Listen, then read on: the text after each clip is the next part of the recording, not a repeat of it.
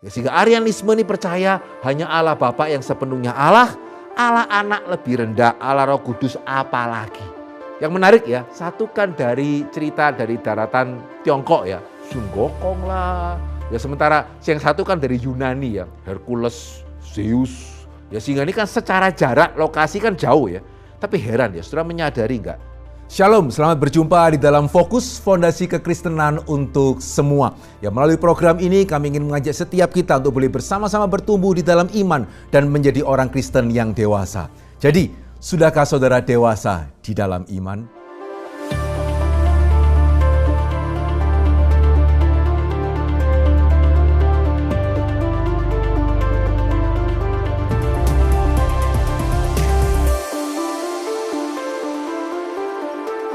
Bersyukur kita boleh sama-sama masuk kepada fokus yang ke-16, di mana kita akan melanjutkan pembicaraan kita mengenai Allah Tritunggal.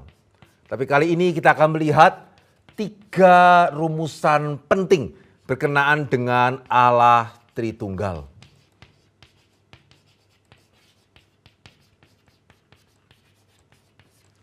Ya, di dalam fondasi yang ke-15 kita melihat bersama-sama bagaimana kebenaran mengenai Allah Tritunggal meskipun sulit. Kita tidak bisa mengerti secara penuh, tapi bukan berarti kita tidak bisa mengerti secara cukup. Kenapa? Ya karena kebenaran mengenai Allah Tritunggal dinyatakan di dalam Alkitab, dinyatakan di dalam karya keselamatan, dan juga dinyatakan di dalam karya ciptaan. Ya sehingga pada kesempatan itu kita melihat bagaimana ciptaan ini sungguh-sungguh menunjukkan, ya relasi antar manusia itu menunjukkan ya betapa Allah itu Tritunggal adanya. Ya sehingga kalau saudara memperhatikan alam ini, saudara akan melihat juga ya bagaimana di dalam alam ini heran ya. Di satu sisi ada keragaman yang tidak habis-habisnya. Ya ada begitu banyak kaya ragam yang tidak habis-habisnya. Di sisi yang lain saudara juga bisa melihat kesederhanaan yang juga begitu nyata. Ya sehingga nada dari do, re, mi, fa, sol, la, si, do. Ya hanya itu kan bisa menjadi sekian banyak lagu, siapa bisa menghitung. Ya demikian pula warna ya, dari putih menjadi magiku hibiniu begitu ya. Kemudian bisa menjadi sekian banyak warna yang ada dalam dunia ini. Jika saudara memperhatikan enggak ya, dunia kita itu begitu kompleks, begitu rumit, sekaligus juga begitu sederhana, ya begitu menyatu, ya sehingga segala sesuatu bisa berjalan dengan sedemikian mulus. Ya sehingga saudara sungguh-sungguh ya, baik Alkitab maupun karya keselamatan maupun karya penciptaan itu menunjukkan Allah adalah Tritunggal adanya. Nah hari ini kita akan secara fokus melihat ya, apa yang Alkitab katakan mengenai Tritunggal. Ya betulkah Alkitab mengatakan mengenai Tritunggal? Betul. Ya bahkan bukan hanya di dalam perjanjian baru ya, tetapi juga di dalam perjanjian lama. Ya meskipun di dalam perjanjian lama tidak sejelas seperti di dalam perjanjian yang baru. Ya sehingga di dalam perjanjian lama ada beberapa ayat yang mengindikasikan, ya saya hanya akan mengambil satu saja yang saudara kemungkinan besar juga akan tahu ya. Bagaimana dalam Kejadian pasal yang pertama, ketika Allah hendak menciptakan manusia, seperti ada perbincangan. Ya marilah kita menjadikan manusia yang serupa dengan gambar dan rupa kita. Itu Kejadian pasal yang pertama. Siapa kita ini? Ya kenapa dipakai kata kita? Ada tafsiran yang mengatakan, oh jangan-jangan itu Allah berbicara kepada malaikatnya. Tetapi Allah tidak pernah di dalam Alkitab dicatat menyebut malaikat itu sebagai kita. Seolah-olah antara Allah dengan malaikat itu sejajar. Tidak pernah. Ya, ada juga yang mengatakan, oh jangan-jangan ini cuma gaya bahasa ya. Seperti kalau ada seorang presiden mengatakan, kami, gitu ya, kami berterima kasih. Sebetulnya ya hanya saya. Cuman ya untuk gaya bahasa dia suka pakai kata kami. Jangan-jangan di Kejadian 1 juga seperti itu. Tapi kok aneh ya, tidak ada dalam bagian yang lain. Begitu ya, bagaimana Allah memakai bentuk kata kita, bentuk jamak. Ya, sehingga saudara saya percaya tafsiran yang paling menjelaskan itu adalah, ya ini adalah indikasi awal meskipun tidak terlalu jelas. Ya, indikasi awal bahwa Allah itu tunggal, tetapi bukan tunggal-nggal istilah saya ya. Tunggal tetapi di dalam artian Tritunggal. Sehingga di dalam Kejadian pasal yang pertama sudah bisa menemukan ada Allah di sana, ada firman di sana, ada roh Allah yang melayang-layang di atas air. Cuman memang tadi saya mengatakan di perjanjian lama kurang begitu jelas. Di perjanjian baru setelah Kristus itu datang ke tengah-tengah dunia ini, maka banyak hal di dalam perjanjian lama yang belum jelas menjadi sangat jelas. Ya sehingga begitu saudara pindah dari perjanjian lama ke perjanjian baru, ya ini sudah jelas sejelas-jelasnya. Ya sudah bisa memperhatikan di sini, saya ambil 3 ayat saja, gitu ya. 3 ayat saja saudara perhatikan. Ya dikatakan apa? Yang pertama saya mengambil dari Matius 28 ayat 19 ya. Dikatakan karena itu pergilah, jadikanlah semua bangsa muridku dan baptislah mereka di dalam nama Bapa dan Anak dan Roh Kudus. Yang kedua, saya akan ambil dari 1 Korintus 12 ayat yang keempat sampai ayat yang keenam. Dikatakan apa? Ada rupa-rupa karunia tetapi satu roh. Dan ada rupa-rupa pelayanan tetapi satu Tuhan. Dan berbagai-bagai perbuatan ajaib tetapi Allah adalah satu yang mengerjakan semuanya dalam semua orang. Satu lagi yang terakhir. Ya 2 Korintus 13 ayat yang ke-14 dikatakan apa? Kasih karunia Tuhan Yesus Kristus dan kasih Allah dan persekutuan Roh Kudus menyertai kamu sekalian. Harusnya saudara sudah tahu ya, di dalam ketiga ayat ini persamaannya apa? Ya, persamaannya adalah di sana muncul Allah Bapa, Allah Anak dan Allah Roh Kudus. Ya, sehingga dalam perjanjian baru kita melihat, wah, lebih dari satu ya. Ya, Allah Bapa, Allah Anak, Allah Roh Kudus. Yang kedua juga Roh, Tuhan Yesus ya, dan Allah Bapa. Yang ketiga juga Tuhan Yesus Kristus, Allah Bapa dan persekutuan Roh Kudus. Ya sehingga ayat-ayat ini menunjukkan dalam perjanjian baru jelas ada 3 pribadi ini. Dan bahkan sebetulnya kalau saudara membaca dan mengerti dengan lebih dalam sedikit, saudara akan melihat ya, ketiga ayat yang tadi saya kutip bukan cuma menunjukkan ada 3 pribadi, ya ada 3 pribadi Allah, tetapi juga sekaligus menunjukkan ketiganya ini setara. Ada yang tahu enggak ya?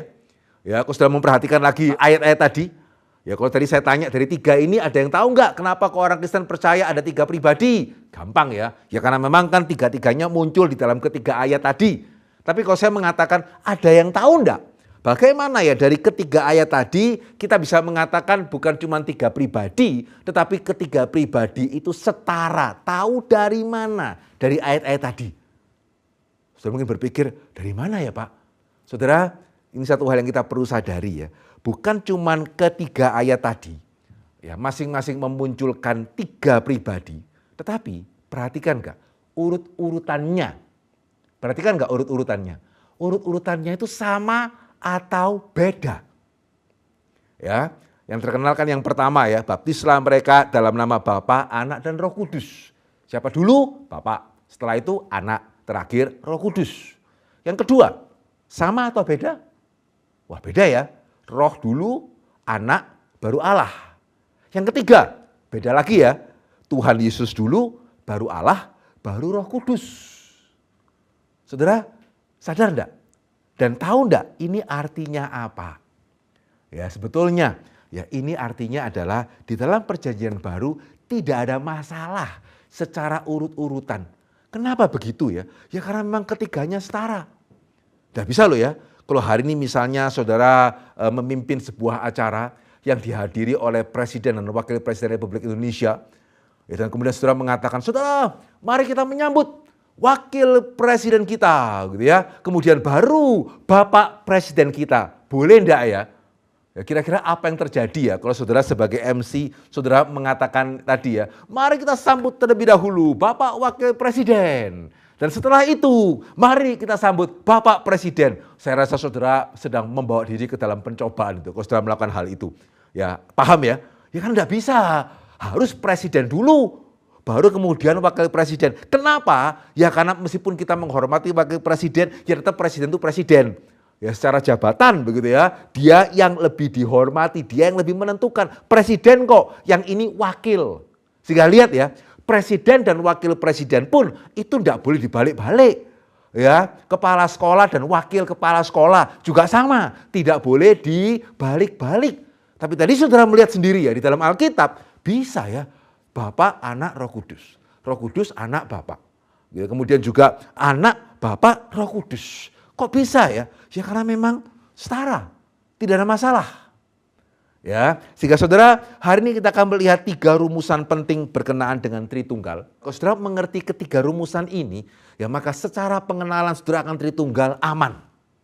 Ya saudara, benar-benar kembali kepada Alkitab, kalau saudara mengamini 3 pernyataan mengenai Tritunggal yang sangat sederhana ini. Yang pertama itu apa? Ya yang pertama adalah saudara mesti ingat ya, Allah kita Esa. Ya, Allah kita Esa, ya orang Kristen bukannya menyembah 3 Allah, orang Kristen menyembah Allah yang Maha Esa. Ya, kita sepenuhnya setuju dengan sila pertama kita. Ya, ketuhanan yang Maha Esa. Ya, yang pertama Allah kita Esa, yang kedua Allah kita 3 pribadi. Yang ketiga, ketiga-tiganya adalah Allah dalam pengertian yang sepenuh-penuhnya.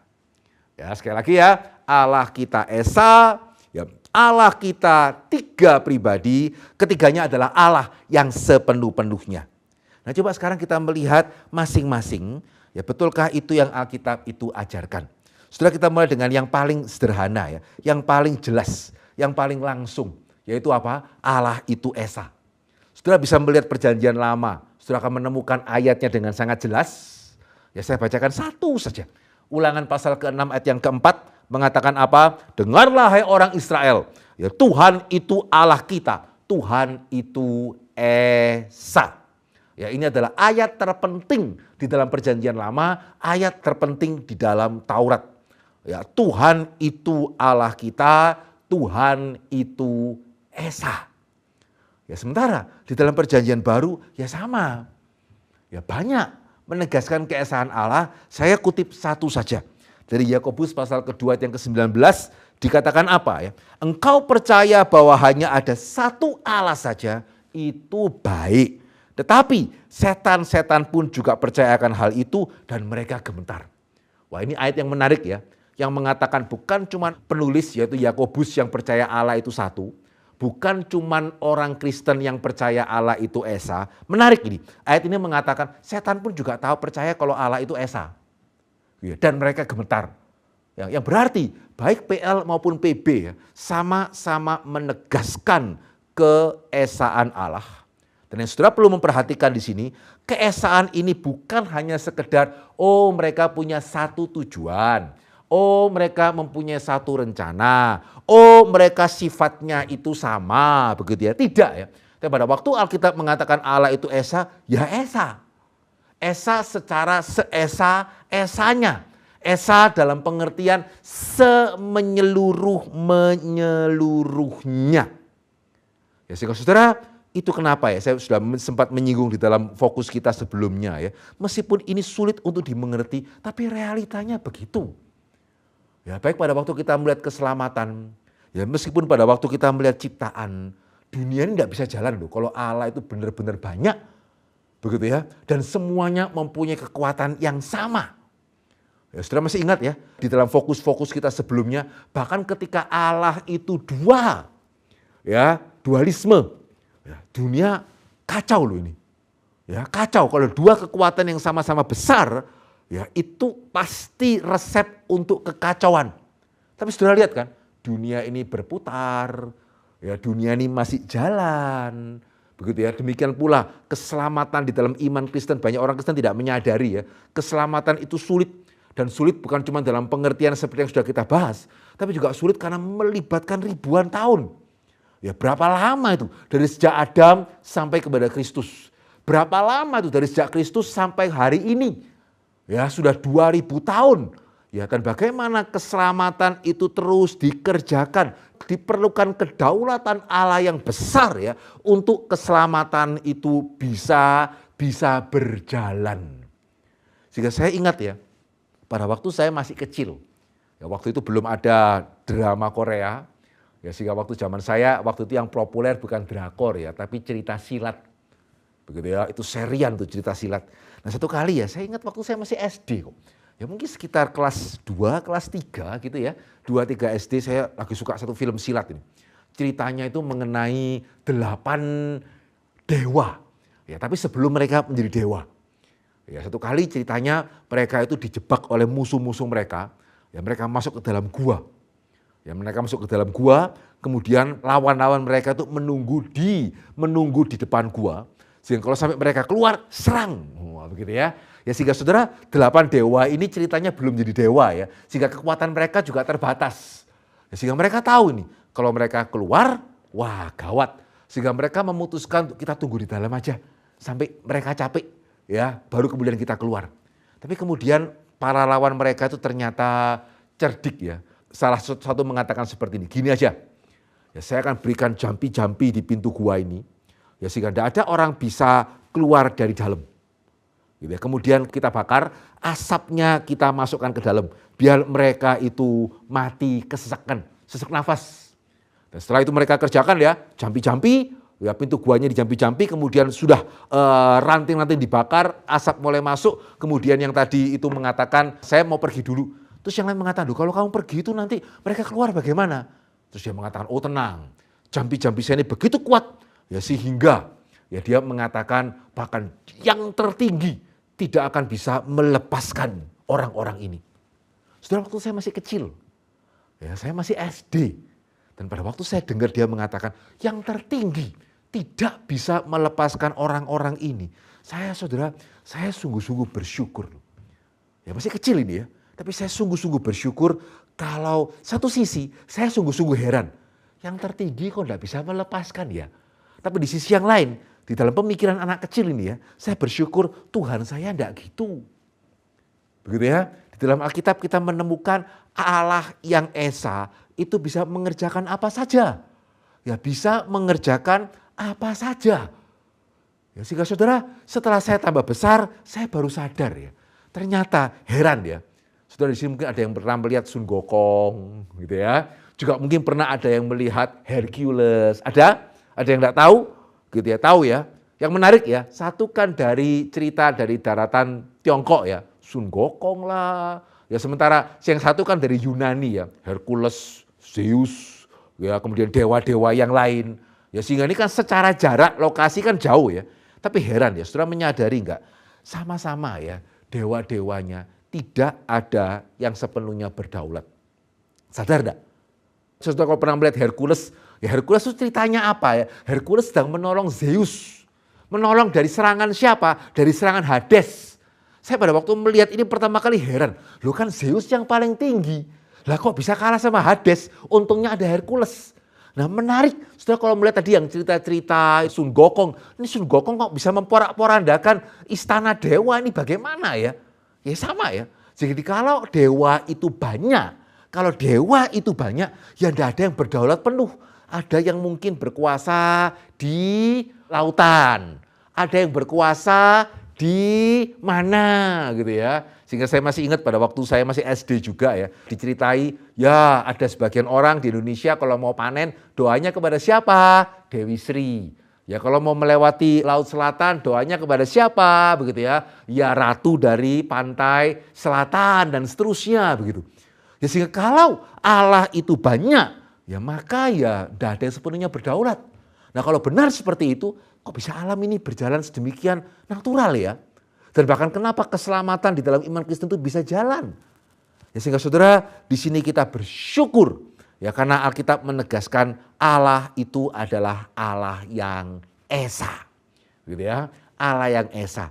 Sekaligus kita bersyukur. Yang kedua, tadi saya mengatakan Alkitab juga menegaskan Allah itu adalah 3 pribadi. Ya, tadi kita menemukan ada Allah Bapa, Allah Anak, dan Allah Roh Kudus.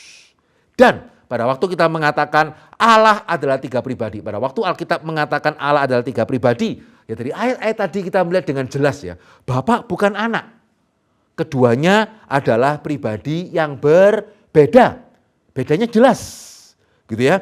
Bapa juga bukan Roh Kudus. Keduanya adalah pribadi yang juga berbeda.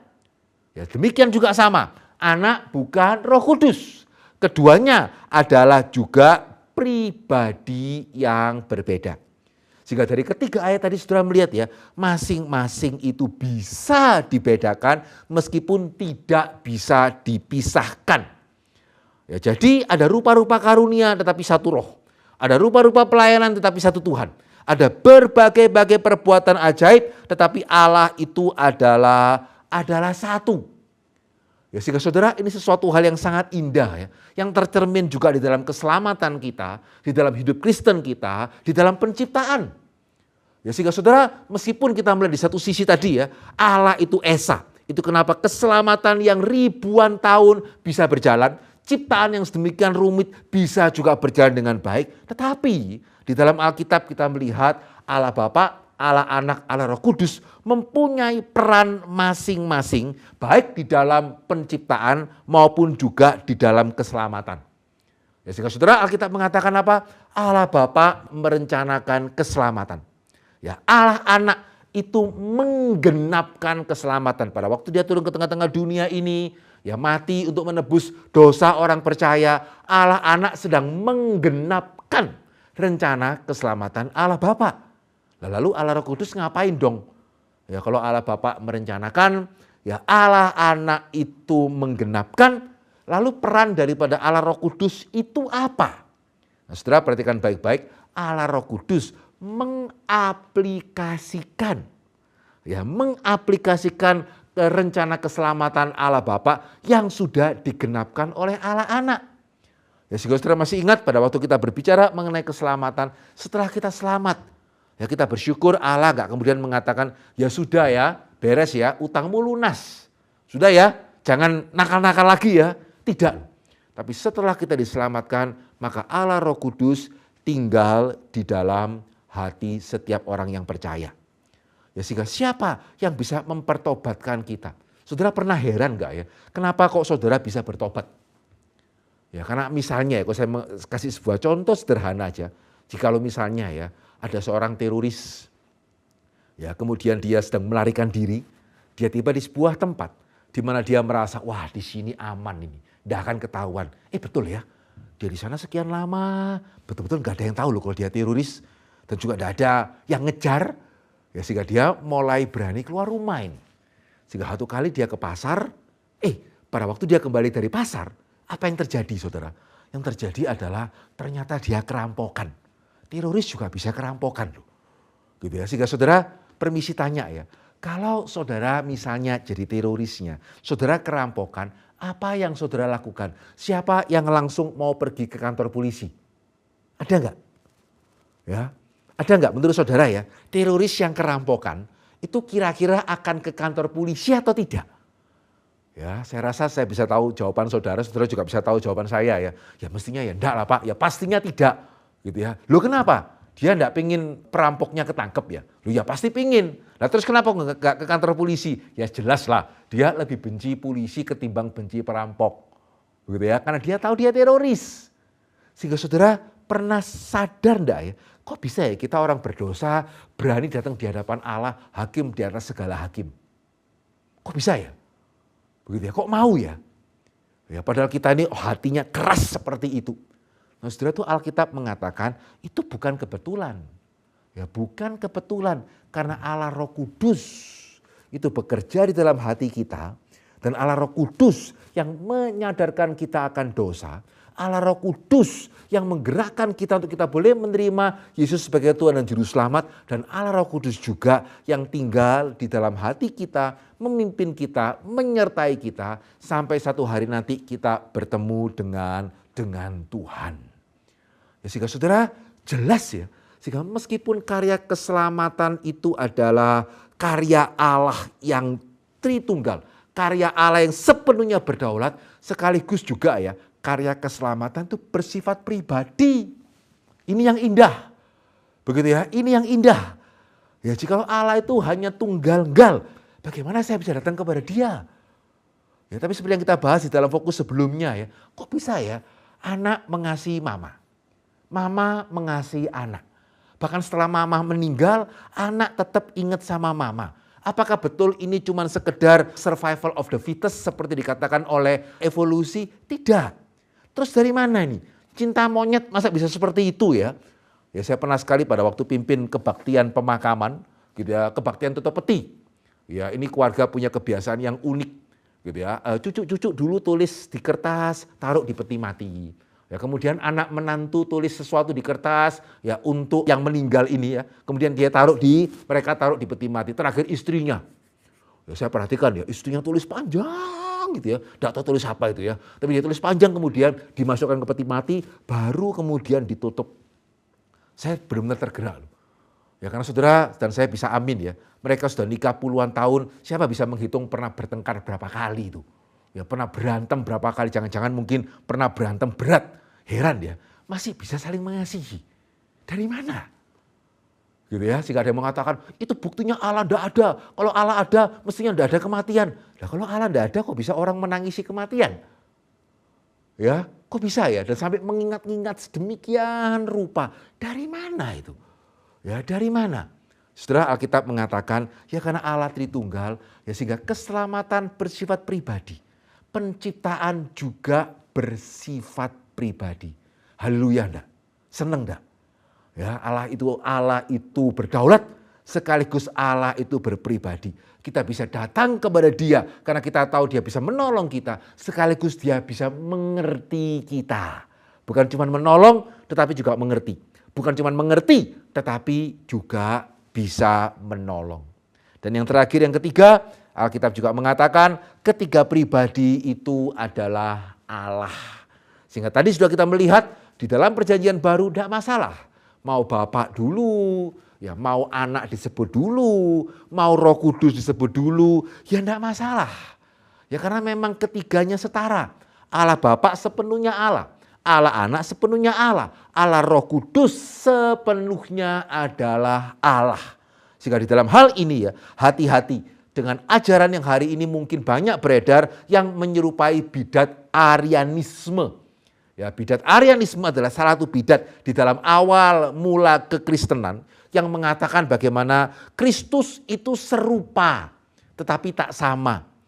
Ya, sehingga perhatikan ya, homoousios itu artinya sama naturnya. Homoiousios itu artinya naturnya serupa. Beda sedikit aja loh Pak, beda banyak itu. Ya karena serupa berarti tidak sama. Ya sehingga Arianisme ini percaya hanya Allah Bapa yang sepenuhnya Allah, Allah Anak lebih rendah, Allah Roh Kudus apalagi. Sehingga hari ini ya banyak yang mengatakan sedemikian, tapi sebetulnya itu tidak benar. Karena tadi kita melihat secara urut-urutan bisa beda-beda kok. Sementara kalau saudara mengatakan mari kita menyambut Bapak Wakil Presiden, apalagi ya, mari kita menyambut asisten menteri, ya kemudian menteri, kemudian Wakil Presiden, kemudian Presiden, ya saudara tidak akan diundang seumur hidup itu namanya, menjadi MC. Ya sehingga di dalam Alkitab jelas dikatakan esensi kealahan nyata di dalam seluruh kepenuhannya, di dalam setiap pribadi Tritunggal. Ya sehingga Allah Bapa Maha Kuasa, Allah Anak juga, Allah Roh Kudus juga. Allah Bapa Maha Tahu, Allah Anak juga, Allah Roh Kudus juga. Allah Bapa Maha Ada, Allah Anak juga, Allah Roh Kudus juga. Ya, setiap pribadi merupakan manifestasi dari esensi ilahi dan setiap pribadi setara memiliki setiap atribut keilahian atau kealahan. Sehingga sekali lagi kita bersyukur ya, siapa yang tinggal dalam hati kita? Allah Roh Kudus. Begitu ya. Ya, sehingga kenapa Allah Kudus yang tinggal dalam hati kita bukan karena terpaksa ya, karena paling inferior, juga yang paling superior di surga. Yang tengah-tengah datang ke tengah-tengah dunia tapi sementara. Yang paling inferior, yang paling rendah, kasihan ya, tidak ada pilihan, mesti tinggal dalam dunia, dalam hati kita. Tidak.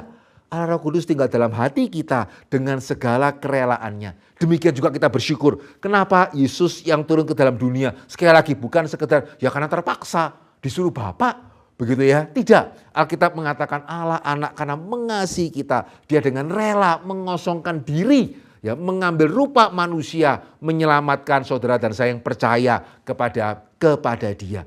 Ya sehingga bukan yang paling jelek, yang paling rendah, yang tinggal dalam hati kita, gitu ya, yang paling baik, yang di surga. Tidak. Kita betul-betul bersyukur Alkitab menyebut kita sebagai anak Allah itu betul-betul secara meaningful sekali. Sehingga saudara ini adalah 3 rumusan penting berkenan dengan Tritunggal ya. Ya Allah kita Esa, ya Allah kita 3 pribadi. Dan Dan ketiga-tiganya Allah yang sepenuh-penuhnya sama. Loh kok bisa Pak? Allah Esa, Allah tiga pribadi tapi ketiganya sepenuh-penuhnya itu adalah Allah. Ya kan cuman kalau Allah itu Esa, Allah tiga pribadi, ya mestinya kan ketiganya tidak sepenuhnya Allah. Gitu ya. Kalau Allah itu tiga pribadi, ketiga-tiganya sepenuh-penuhnya Allah, kan mestinya Allahnya ndak Esa, begitu ya. Kalau Allah itu Esa, ya ketiga-tiganya adalah sepenuh-penuhnya, kenapa kok tiga pribadi? Nah, saudara kembali kepada fokus yang sebelumnya, saudara silakan lihat di sana. Ya di sana saya mengatakan kita memang tidak bisa mengerti secara penuh. Tapi saya percaya dari semua penjelasan ini, kita bisa mengerti secara cukup. Ya, dan tadi berkali-kali saya mengatakan buktinya begitu banyak. Ya sehingga sama ya, hari ini kita melihat manusia juga bingung ya. Cahaya itu partikel atau cahaya itu gelombang. Ya, secara semestinya ya partikel itu partikel, gelombang itu gelombang, tidak bisa sama. Tapi cahaya ternyata mau dibilang partikel itu ya bisa, cahaya mau dibilang gelombang itu ya bisa. Ya sehingga hari ini terus bagaimana? Ya sudah. Percaya bahwa cahaya adalah gelombang sekaligus partikel meskipun tetap tidak bisa menjelaskan kok bisa ya cahaya itu gelombang sekaligus partikel. Karena sekali lagi ya manusia terbatas. Menjelaskan natur diri juga tidak bisa, menjelaskan natur cahaya juga tidak bisa, menjelaskan natur Allah ya mana bisa mengerti secara penuh. Tapi kita bersyukur Allah sudah mewahyukan dirinya di dalam Alkitab dan jelas sebagai fondasi ke-16 kita ya. Alkitab mengatakan Allah itu Esa. Allah kita tiga pribadi, ketiganya Allah sepenuhnya. Kita bersyukur, ya kita mengamini, kita berterima kasih kepada Tuhan. Puji Tuhan, Tuhan memberkati.